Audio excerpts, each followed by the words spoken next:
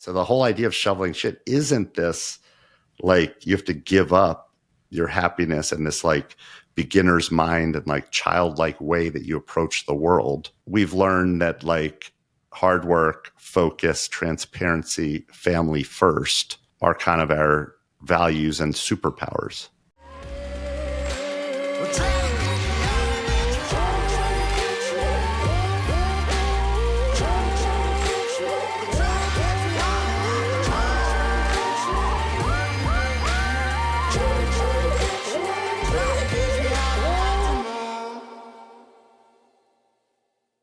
All right, you guys, welcome back to another episode here of The Necessary Entrepreneur. Today, just have a couple awesome people. If you would have seen the previous 7-minute interaction, you could tell that this is going to be a fun day. But I welcome Kass and Mike Lazerow. We're going to do a short introduction. We're going to get rolling because all the extra time that we have with them, getting their perspective for the past few decades of business and entrepreneurship and a new book they have written, I think it's really going to unlock some things in our minds. So a quote from your all's book, your new book, Shoveling Shit. And I just don't love the topic, but shoveling shit, a love story.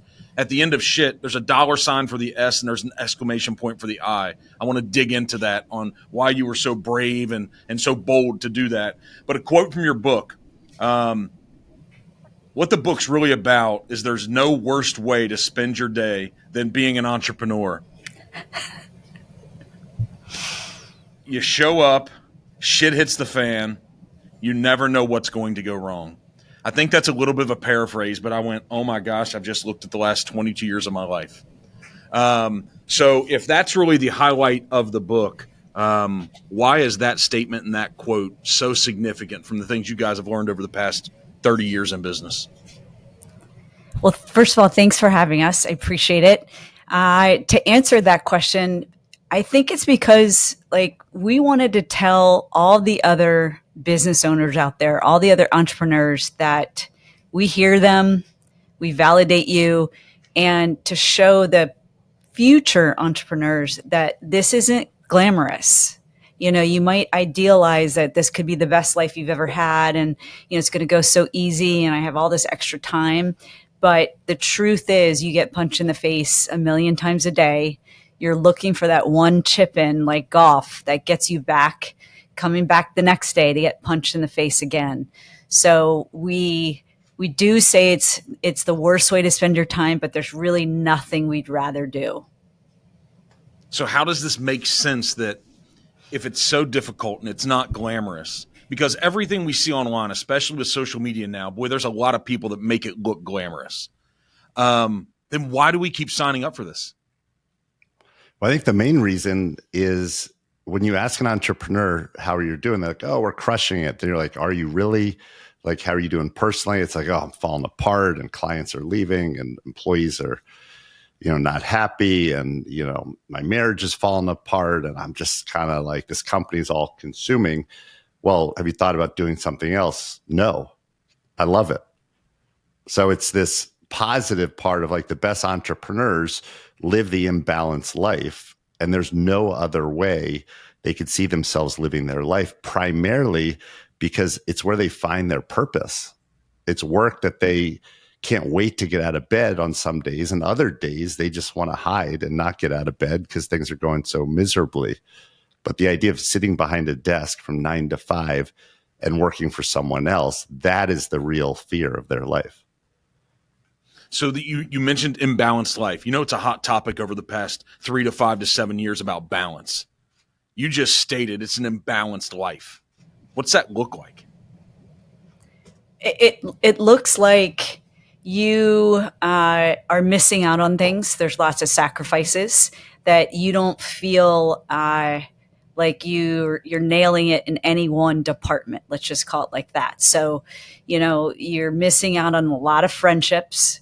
You're not nurturing your own family relationships. Your parents could be mad at you for not seeing that you're not seeing them for a while. And, you're making as many decisions as you can, as quickly as you can. And the hard part is that there's no balance. There's only like integration. You're literally integrating a very full work life into whatever personal life you have. And unfortunately, you just have to make decisions and know that there will be sacrifices and there will be a lot of chaos and a lot of mess. Do you think this book is, I just reflect on my past 20 and 22 years, and daily I just laugh at myself. I find myself just laughing at the things I thought I learned, or I'd convinced myself 2 weeks ago, like I have that thing conquered, and I'm like, here's something again.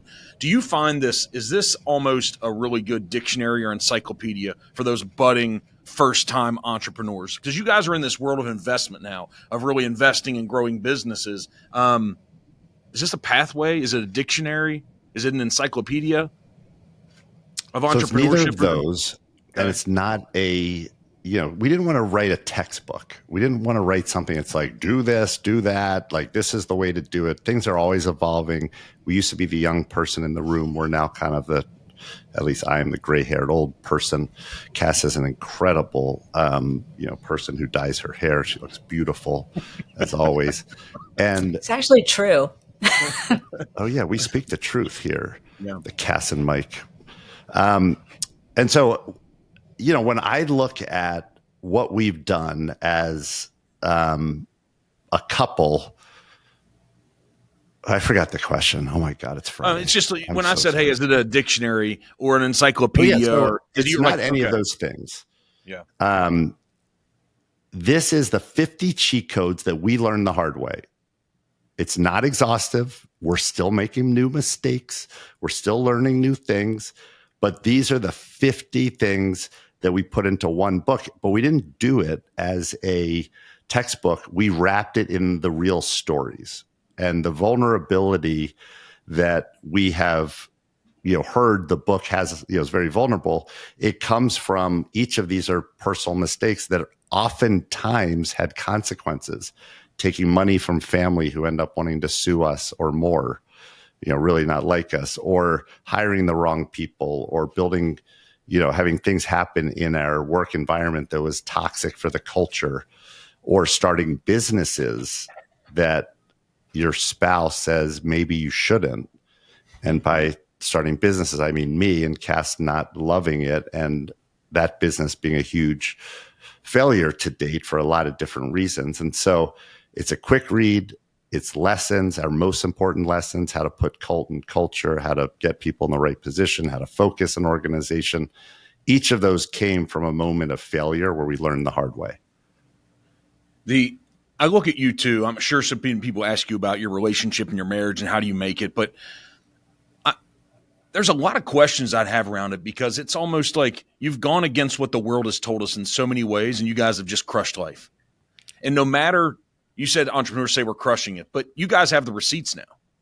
You know the skeletons, you know the things that you failed with, but the fact is that you are now living the life that when so many people start, they look at and say, that's it. And so along that path, when I heard you say you started the business that Kass didn't want you to start, Kass, how do you not play Monday morning quarterback when it fails? Oh, I play Monday morning quarterback all the time. I mean, I want to make sure that, I'm very clear here that Mike and I have a relationship that started off, with immense respect for each other's talents. Me in the operations side, Mike in the kind of visionary product strategy side. And so, we would come back while we were dating and from different jobs and just ask each other things. It was like our love language. It was our mutual respect for someone who has the same work ethic, who has the same desire to improve. And part of what comes with that is this brutal, authentic communication, which we've always had. And I think that has been like a strength of ours, a superpower, if you will. And we Monday morning quarterback all the time. I mean, that's what an operator does. Like, there's no getting around that. I'm looking at 80 paths a day with every decision. And if I get it wrong, yes, it gets me closer to figuring it out, but I am not happy. And so I'm going to talk that out.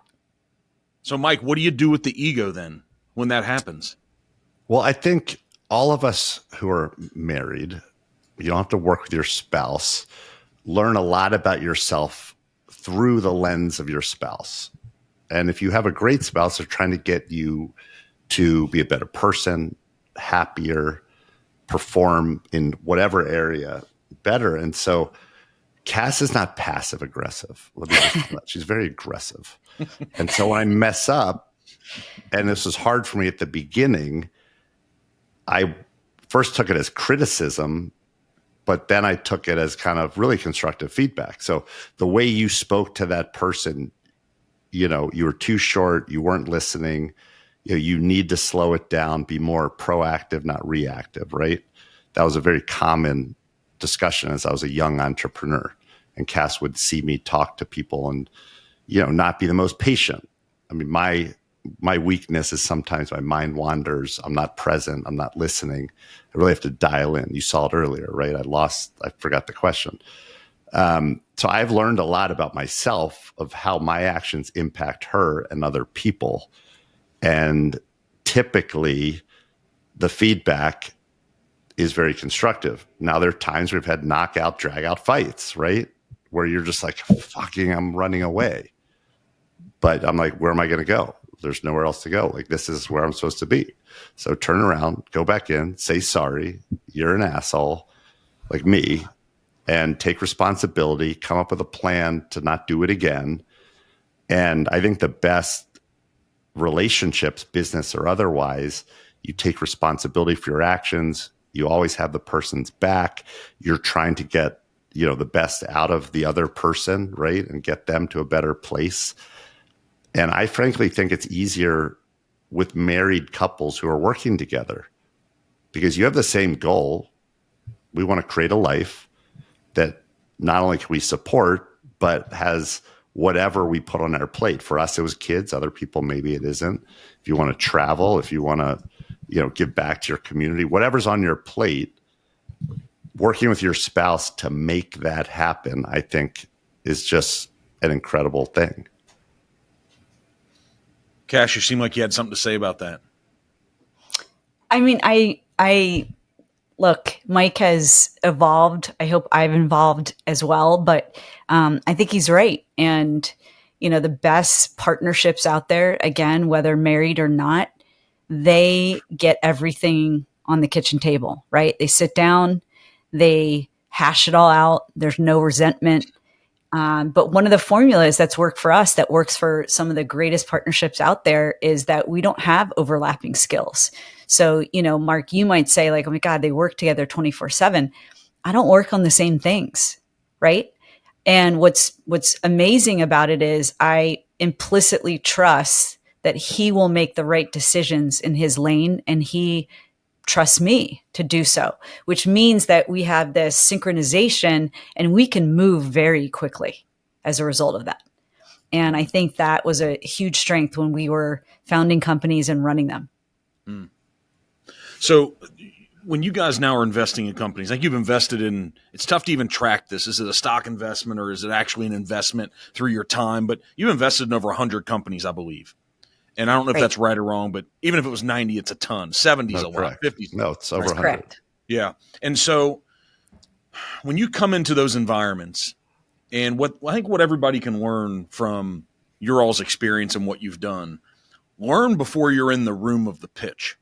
Like there can be more that can be learned from reading this book and listening to moments like this from you all, to not necessarily maybe pitch you all, but learn how you need to be and who you need to be and what you need to be to pitch others, because you're probably listening to a similar metric on others if they're evaluating, like, am I investing in this person? What's the percentage? What level of investment? So is there an it factor out here? Is there that when you're evaluating these things? Is it an approach? Is it a person? When you see it, if there is, so is there an it factor with people or businesses? And when you see it, what is it? Yeah, so I'm usually on the front end of investments for us. So I'm more public. I'm out there. I'm networking. I'm meeting entrepreneurs. So it usually starts with me. And at a minimum, there's 6 things that go into what we call the go gauge, which is what we need to see to greenlight an investment. And we actually put it in the book for entrepreneurs. If you're thinking about a business, think about your business in the, looking at it through this lens of what we call the go gauge, which is very easily communicate on one piece of paper. What's the product? Why is it different? which if it's not different, it's gonna be really hard to get it out there. How big is the market? We look at how many customers and what are they paying? Because a lot of people overestimate the size of the market. So if you're in the golf market, Ryder Cup is going on, and you don't own tee times, that's $60 billion of the market you're never going to target, right? And then it comes down to sales and marketing. How are people going to learn about it, which is huge? How are you going to get the product to a customer, which is number 5?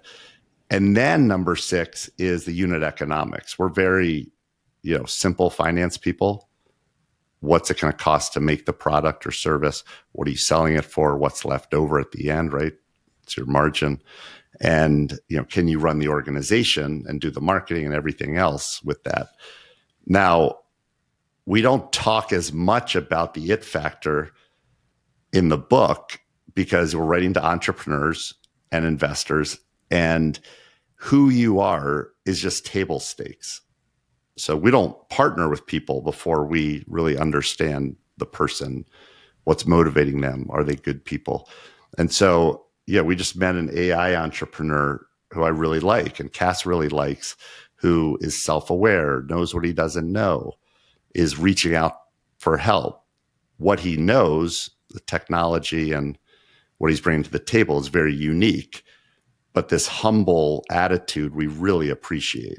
And we think that some of our best investments, whether it's Mike Lazerow at Liquid Death, or Walter Driver, who sold his gaming company for $5 billion in cash a few years ago, or Erica Jane at Healthy, they're very humble.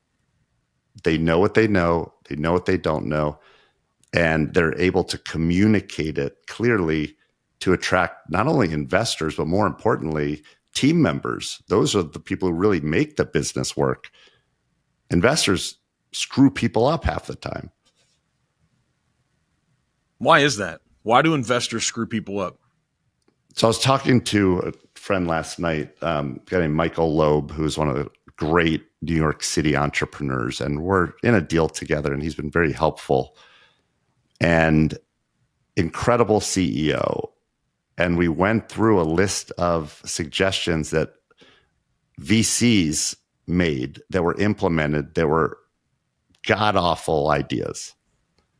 And I'm not going to name the VCs, but they come to the meeting saying, you've got to do this. I have this other company that's doing this.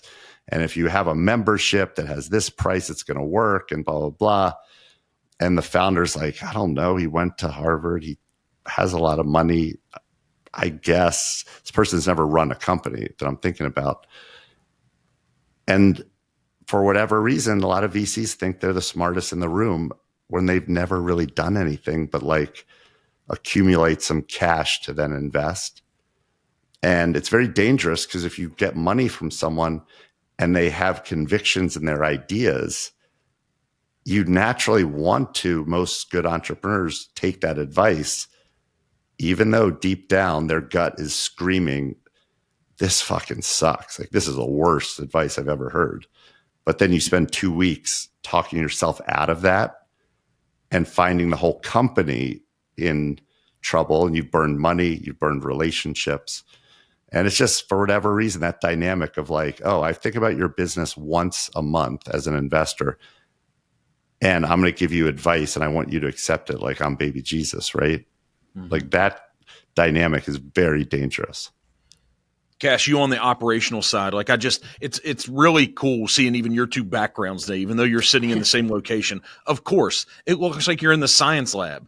You're behind you're behind the scenes pulling the strings. And Mike's out here can we just have some fun? Can I put my fish hat back on? Can we do this? You guys are pissing me off. I think Mark, you literally just got us in 10 seconds.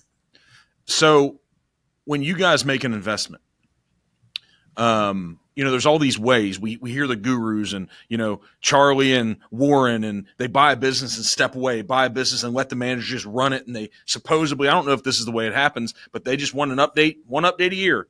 He buys businesses on one sheet of paper and just give me one update a year. If that's been so successful for them, is it just the nature of entrepreneurs and investors that we just try to reinvent this all the time for some reason?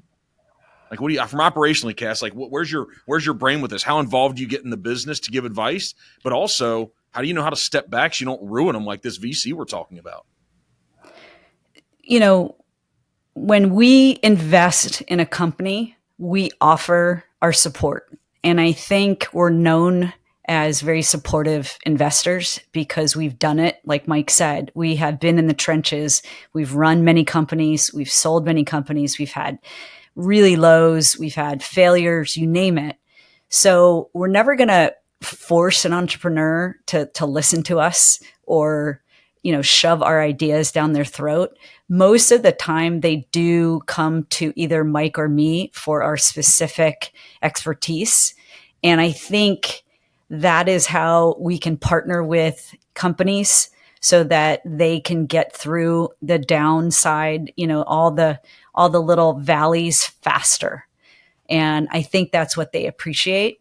So how do you avoid it? You got to be really careful who you choose as your outside money, right? And what we're seeing now is a lot of companies don't need outside money, and they're able to start companies with fewer people, way fewer engineers. And I think for us, it's a great thing, right? Because that entrepreneur is keeping true to him or herself and is able to run and really make money, right? Get the money they need through instant sales.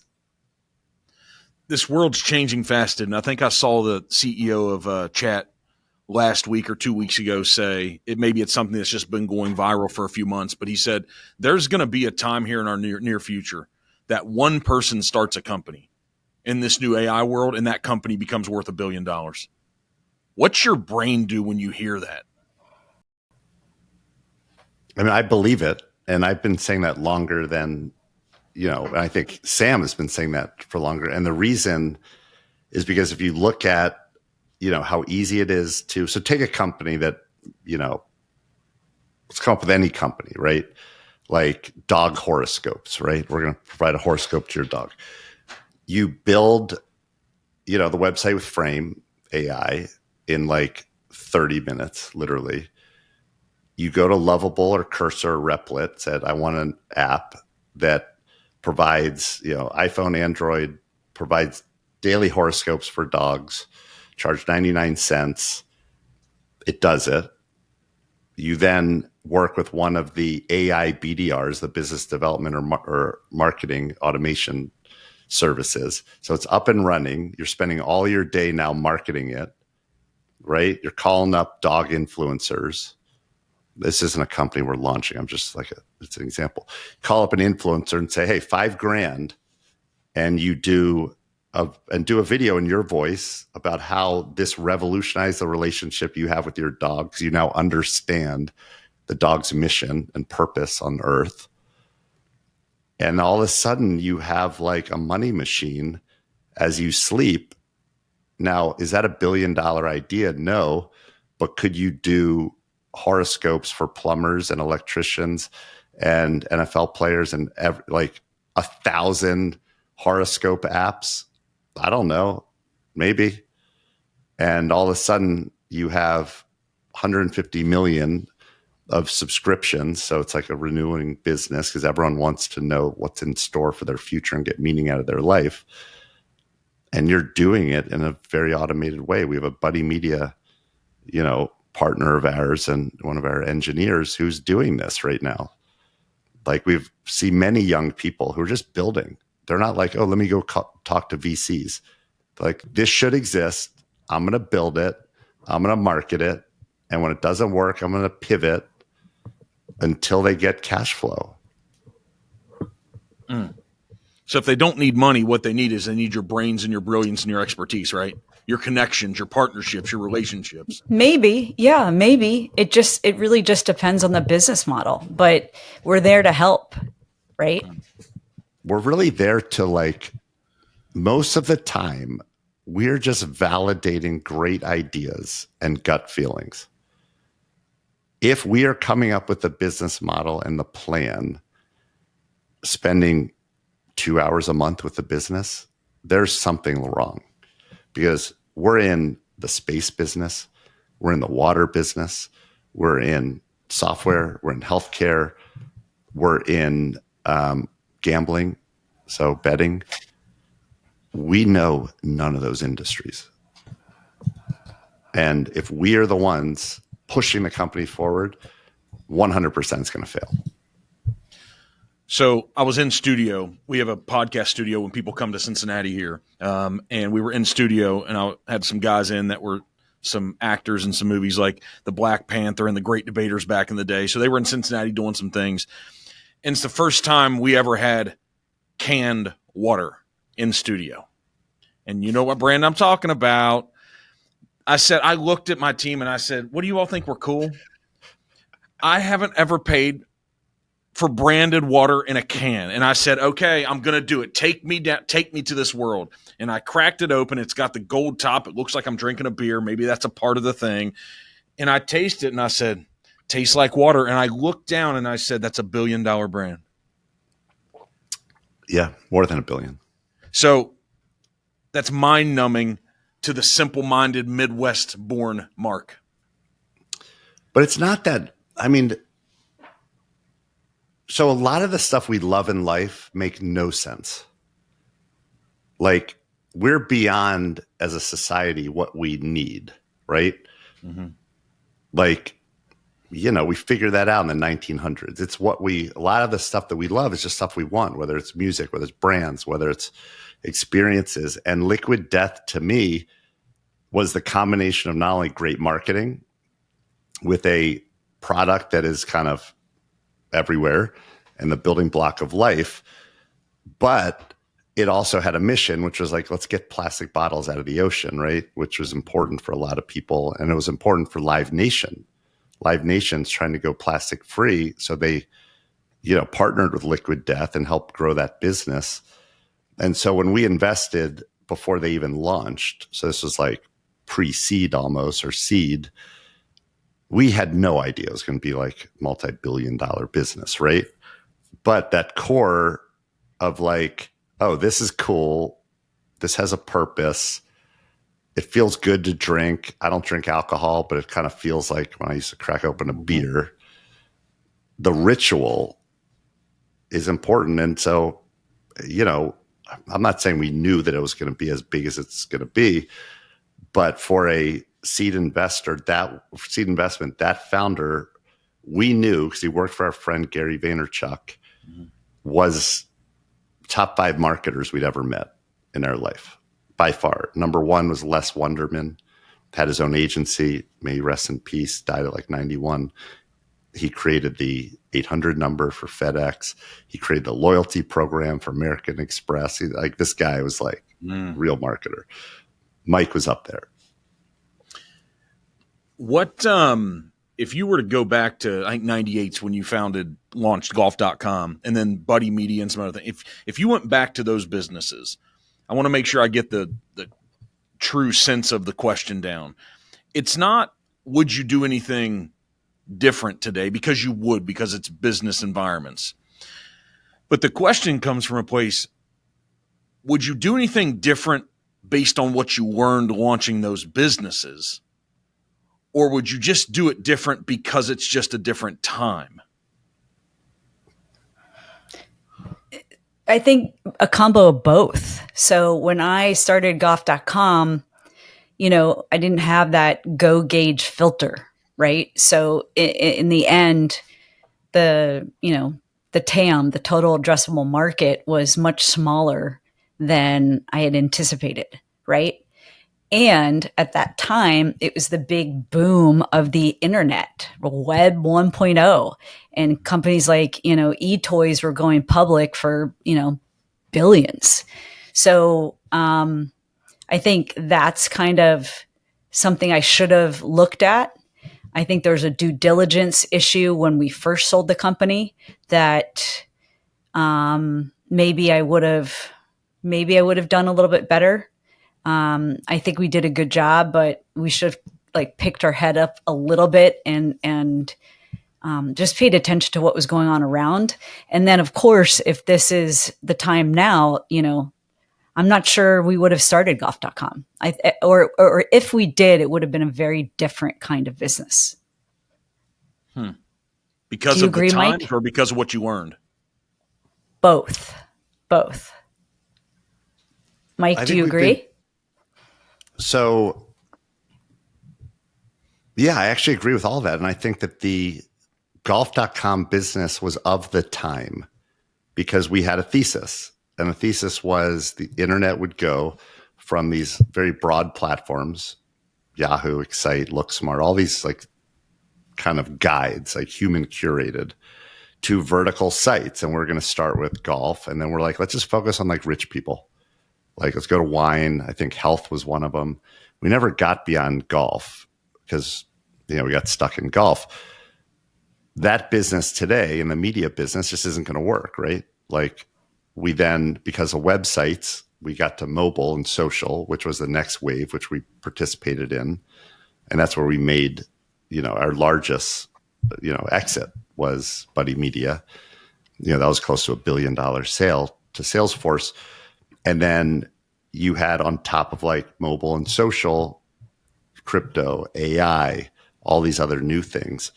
And each of them have different models. So when Mark Benioff started a software company, it was all about salespeople. Like the more salespeople you have, the more revenue. Now, a lot of those salespeople are kind of automated outbound, and it's product-led growth. People sign up for Slack or they sign up for a service for free and then pay.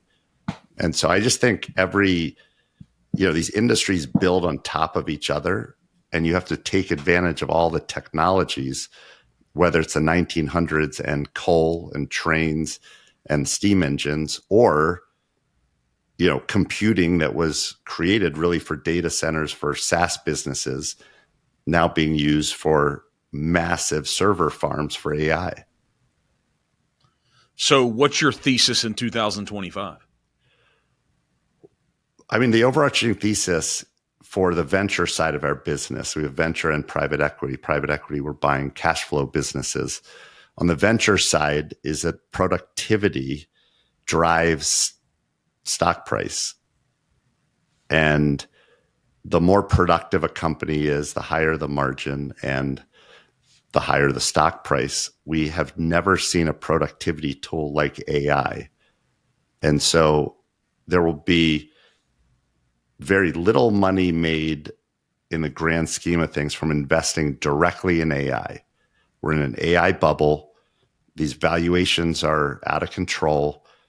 These multi-billion-dollar companies, I don't see how all of them, I'm not talking about open AI and ChatGPT and some of the ones that are like there. But if you look at all of the money, the trillions flowing in, there are not enough exits. However, if you own a law firm, if you own an accounting firm, if you own an executive search firm like we own, if you're running a hospital, if you're running a podcast network, AI is how you expand your margins and get time back for you and your employees. And so we're looking at a lot of solutions to kind of help you make more money or save time or live a better life with productivity tools. I bet you're more excited in 2025 right now. You're as excited or more excited than you've ever been about entrepreneurship and business. I'm personally excited and scared because because of AI, everyone has companies. Like our son has an AI company. Like maybe it's just because we spend a lot of time in New York and Chicago where our daughter goes to school, and San Francisco, LA, Boston, Austin. Like it is the best time to be an entrepreneur. I'm not so sure it's the best time to be an investor, which is part of our job right now. That's why you're scared. So the scared part came from that mentality. Yeah. Like as a capital allocator, which we have been, it is getting as hard as ever to do what you're supposed to do, which is generate returns, right? You put $1 into a company, you should get 3+ out. Not all of them work, so hopefully enough work to put you in the money. But companies need less money. They're more companies. And I could do 5 deals a day based on our deal flow. Literally the stuff coming in, all of it mentions AI. There are unlimited deals to do. That was different 10 years ago, where there were very few deals actually that were good. I'm not talking about bad deals. I'm talking about like, wow, this is awesome. Like, I love this. This needs to exist. So I'm sitting here, I'm thinking about Kass and you, this scared word. I'm like, you're so analytical, you eliminate the fear. But then I'm thinking that Mike on the front end, I'm like, you don't look like a guy that's scared of anything. I mean, yeah, it's funny what we both are scared of. It's very different things, right? So, and it's because we're in different lanes. And, I will say that the best entrepreneurs in the world, they can operate with fear. They can operate in the storm of uncertainty. And that's something that Mike and I have developed. It's this, distress tolerance that's so high. And we can say things like, yeah, I'm scared about this, or like, this really, I can't figure it out. And it doesn't stop us. That's the difference. And Mike will look into the future, and he's, big picture. I'm looking at pathways. Right? How do I optimize decisions? How do I move the chess pieces up the board? How do I build incredible teams? How do I help our portfolio companies, continue to communicate when they're 350 people, right? What do we learn? What can we share with them? This new AI world, is it pretty much it's what happened with Pinterest with creatives back in the day. I remember when Pinterest rolled up and there were creatives in my space and they were a little bit mad, because they're like, now it's going to level everyone up on creative because you don't have to be the one that comes up with the idea. And it seems like what AI is going to do, it has a chance to level up the people that had some missing parts. Because then I'm like, is this just going to be a marketing and branding game? If we all have access to the same things, is that what this is going to be? Yeah, in many ways. Like, when execution of the actual, what you're trying to do is as easy as ever, whether it's creative, whether it's like legal work, whatever the delivery is, it's content, it's ideas, it's people, it's, a lot of the stuff that we're doing in AI, it's not automated systems. These are co-pilots. We're spending a lot of time in the executive search space looking at all the tools because we own a search company that does high level searches, tech, VC, hospitals, 2,300 clients, like it's pretty big business. And at the end of the day, it's people plus machines. Like, if we send a message out to our customer that's automated today, that scares me, because we are being paid well to be the filter. Here are the 5 people you need to talk to about this CFO role. And that is something that it's not about qualifications. It's about qualifications. And is this person going to push the culture forward? Is this person going to create friction that pulls them back? Right. And that's every industry, like, I don't like getting charged $1,000 an hour for something that Harvey AI, a legal platform, can do easily. Right. I do want the lawyers in our life to be business people. Yes, you can do this. Let me tell you the risk of this, because everything has risk, right?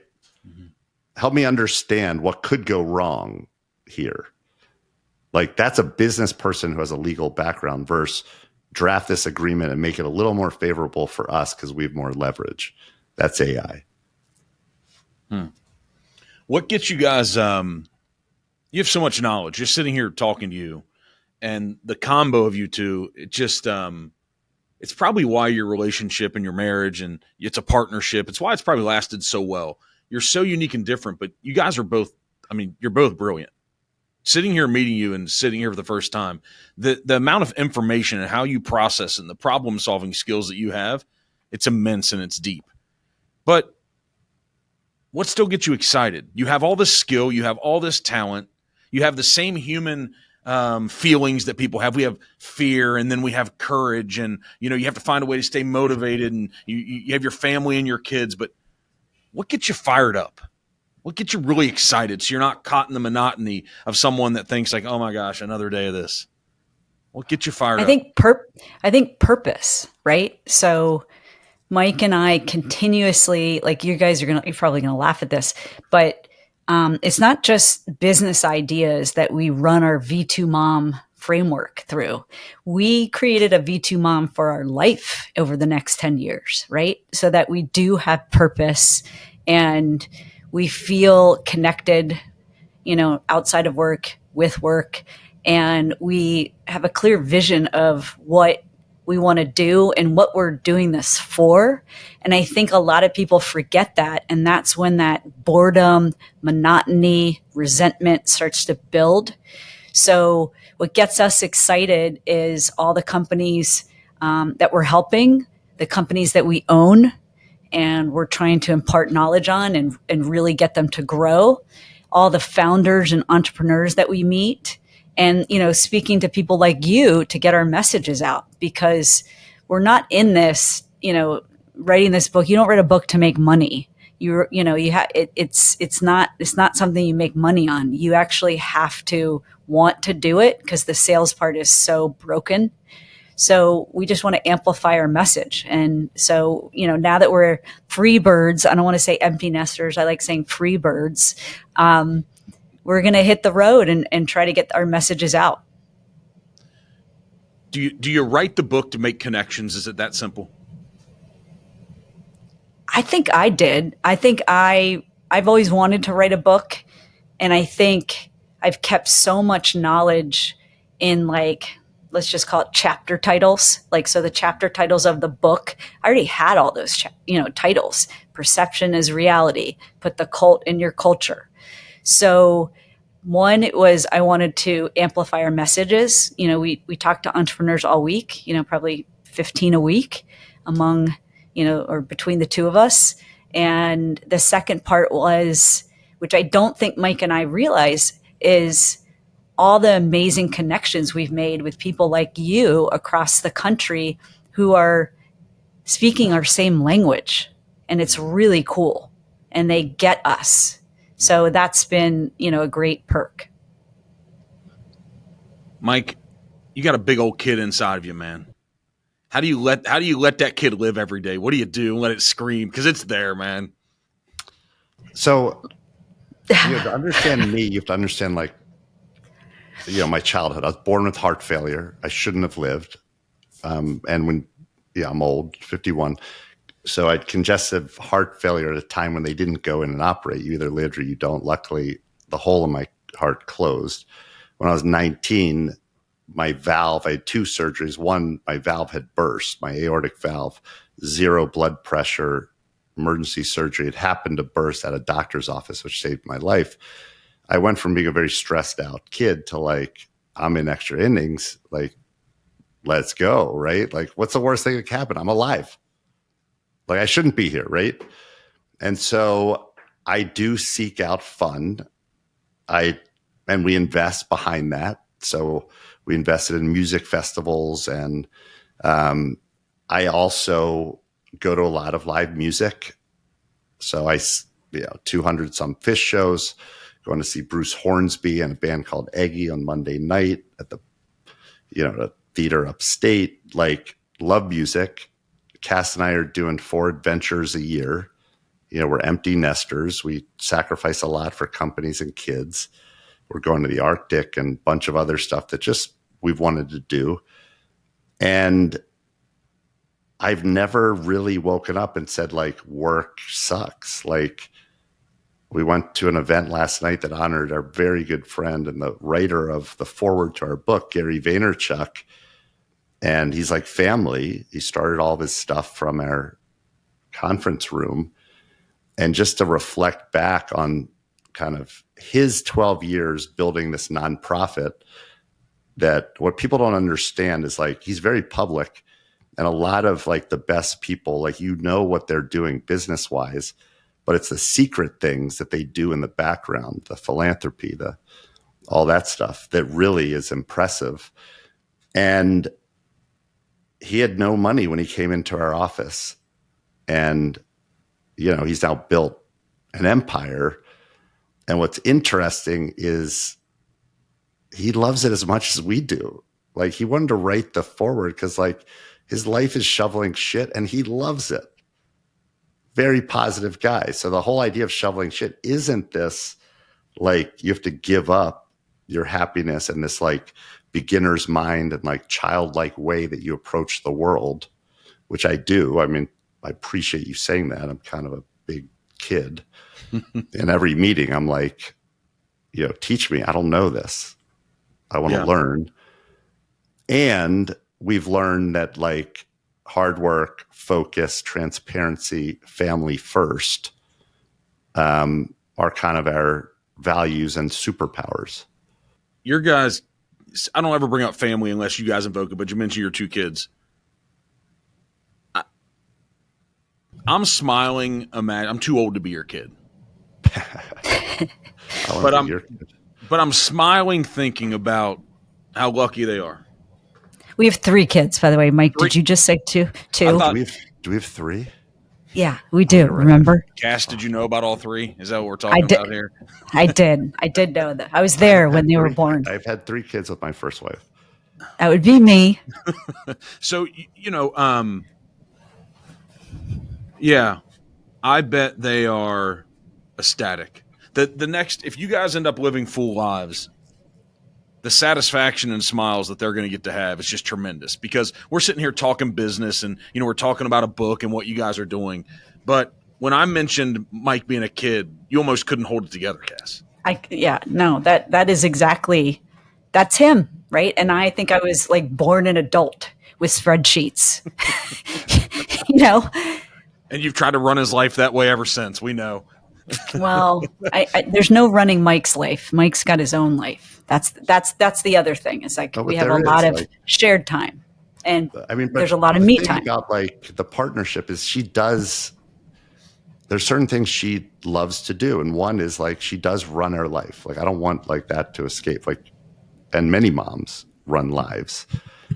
I think I've been very active with the kids, and, like, I'm not MIA. But it hasn't been a life where we both do, it's not 50-50 all the time. Like, there's sometimes I do more work, she does less. We do delegate too. We do delegate too. Like he's VP of religion and cars. Like, I don't do car maintenance. Anytime something comes in with the cars, I'm like, here you go. Things like that. So that works, right? We stay in our own lanes. So you guys do so much for so many others. I'm sitting here. I'm assuming the thing that you went to last night. You mentioned your good friend. We all know him as Gary V, right? If we're not all friends with him, he's Gary V to us. He's probably Gary or Gary Vaynerchuk, you guys. But is it his Pencils to Promises? Is that his nonprofit? Yes. Pencils for Promise. Yeah. I love. He doesn't mention it often. I love that he does that behind the scenes. Yeah. He said that yesterday in his speech for this Lifetime Achievement Award.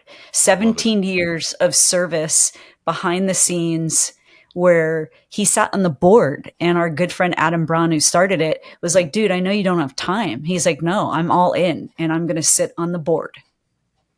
I love it. Just when I see someone or come around, I'm here in the Midwest, I spend most of my time here. But when you find out about someone and they've done something for a decade or 2 decades or 3 decades behind the scenes, that's all I need to know about the human.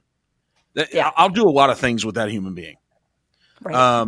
So you guys do so much for other people, and you're investing in businesses and you're looking for opportunities. But I'm sitting here saying, like, have you really developed the life that all you need is each other and your family?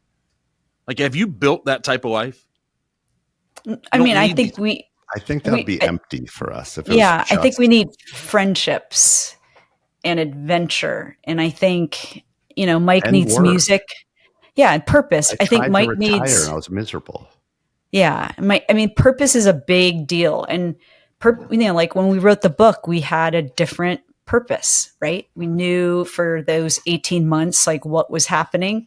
I think, you have to, like, health and longevity is a big thing for us. And, with all kids kind of grown and flown, let's just call it, they'll come back, but we have more time to really think about it and dedicate ourselves to what does the next 50 years look like. I think you have to look at it as impact. Like what kind of impact can we make as humans? And it can't just all be related to us. There's got to be a bigger picture there.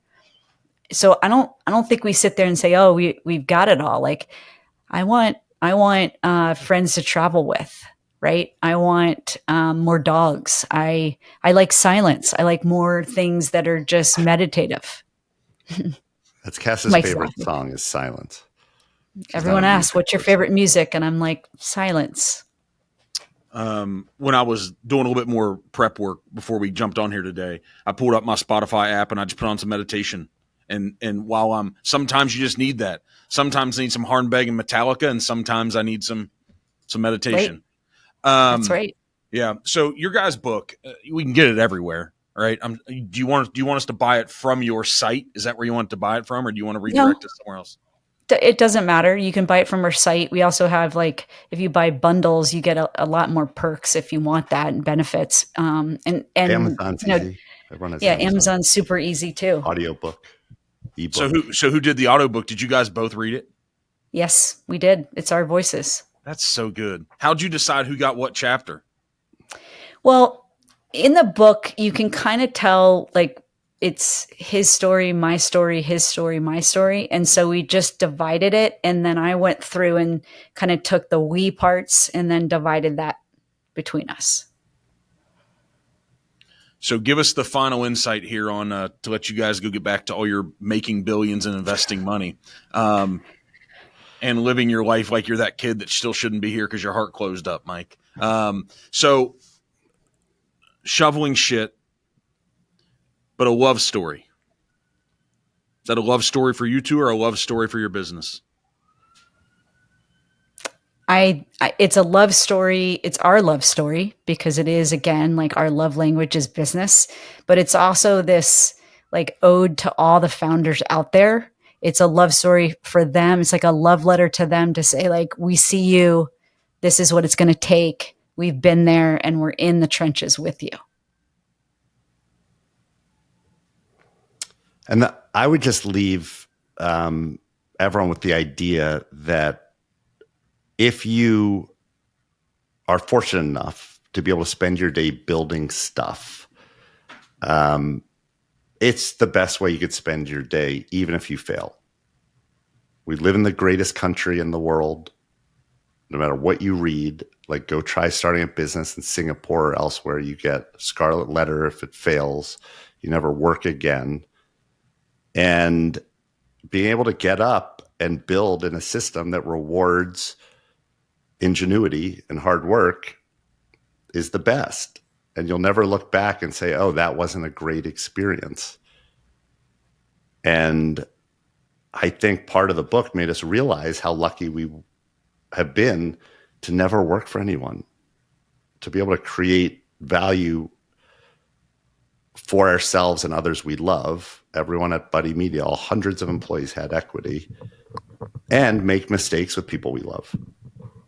And now be able to laugh about it, even though we've had some hairy times. So if you can do it, no better way to spend your life. And if we could help, reach out. KassandMike.com. We have an awesome community, and we're we've met a lot of fancy people and accomplished people like you, Mark. We've also the people running pizza places and car dealerships and building signs for companies. One of our lawn mowing companies. Lawn mowing. These are the people who we are working with, who we wrote this for, don't have Ivy League backgrounds and money to fall back. They're real entrepreneurs. They're not venture entrepreneurs. They're oh, if this doesn't work, I have no idea how I'm feeding my family. And that community is turning into awesome. We have a meeting today. We have Founders Farm meeting, which we love. You guys must have mistaken something for fancy and special about me. No, I see accomplish when I say okay. I was going to say, I'm he must be talking to his buddy or his friend there over in Hudson Yards, because that ain't me. No, but you're a baller, right? You probably don't talk to us unless we do something like this, because you've stuck with what you're doing and have developed not only a reputation, but a business. And you're no different as an entrepreneur than we are. Cut open our arms. It's the same blood. And that's what we love. Like, we're no better or worse. We're just shoveling shit like everyone else. Yeah, I have this passion to, I think we all have this story and this narrative based on the life we know we've lived. Sometimes that story is relevant to other people. Sometimes it's not. Sometimes they compare it. But I just look at this average or below average place that I came from. And from the outside, a lot of people view it as very accomplished. And everything inside says, I'm not there yet. And what I do is I look at all these people that I know that are equal, if not already better than me when I started. And it seems like it's similar to you. It's like, guys, you're right there. You've already got the tools. Just go a little further, connect with a few more people, read the books, develop your mind a little bit more. But because if you knew the mindset of this 25-year-old kid 21 years ago, I'm telling you, I had nothing that you don't have. And that belief and that desire and that all-in commitment can completely change your life and then others you surround yourself with. So I'm on this journey and this path to say, guys, no matter what you think I've achieved, I'm telling you, I'm normal or below normal from where I came from and who I was. I love that. I mean, that's everyone. I mean, no matter who you are. And I think the entrepreneur's mentality is, and what Gary said last night is, you've seen nothing yet. Like, the best is ahead of me no matter what I've done, right? There's no sitting on laurels. Like, this for us is not just like walk down memory lane, look at us. Yeah. It's, we put together a focused document this week, which is like, this is exactly what our vision for where we want to be in 10 years. Here's how we get there. And here's how we're going to measure success, because we're not going to succeed on everything. We're going to have to pivot, right? Now, normally we do planning for a year. So we're going to we wanted a bigger mission. And then we're looking at 6 month, 1 year increments of what we have to do. But that's the entrepreneur mindset. I'm sure you have documents that's like, here's where I'm at. Here's where I want to be. Here's how I'm going to close the gap between the reality and my vision of the future. And focus is how you get there. You think I'm wrong, Cass? You can get involved here too. The guys tend to talk when the smartest person in the room is the lady. And but do you? I have this belief now that I can reverse engineer an outcome. Almost everything I can reverse engineer it. Yeah, I mean, I think that's the confidence you've built by getting punched in the face a lot. And I think that's the ultimate entrepreneur, ultimate business scaler's mindset, right? So we're no different. The successful business owners, they've just developed that endurance, and they've failed one more time, but they didn't give up, right? And that it's that not giving up that drives us and makes us confident and competent that we will figure this out. We can figure out how to move forward, take steps that get us more data, even if they're not the perfect steps. That's the difference. All right. You guys are wonderful. I'd talk to you all day long. Thank you for this time. Thank you. Thank you. We appreciate it so thanks for writing the book and doing all the things you've done and wearing your pink pullover and wearing your hat. Put it on. There it is. Right? The reverse hat. Guys, he got yelled at because he couldn't reverse his screen. So thank you all. Have an awesome day. And you guys go out and check out their website. Go read the book. And I'm pumped about continuing to follow you guys and see what the trajectory is. Thanks for joining us. Thank you. Appreciate it.